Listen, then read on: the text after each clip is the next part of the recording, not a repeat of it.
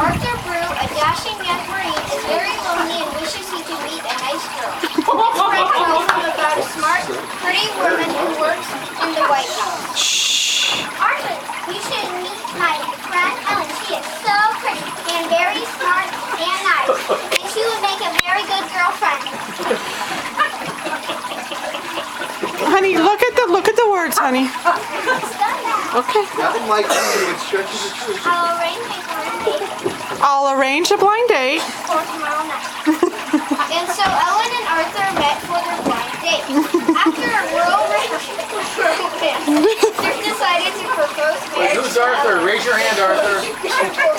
Arthur, turn around. All right, Arthur and Ellen, get out here. Okay, get out on the stage.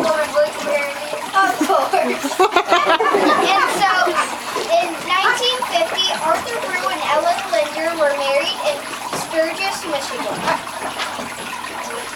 Dearly beloved, we are gathered here today to celebrate the union of Arthur Brew and Ellen Linder.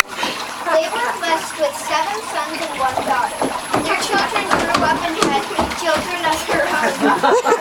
And then their children's children had children. And now 60 years later, we are gathered here today to celebrate Annie and Papa to tell them how much we love them. Aww.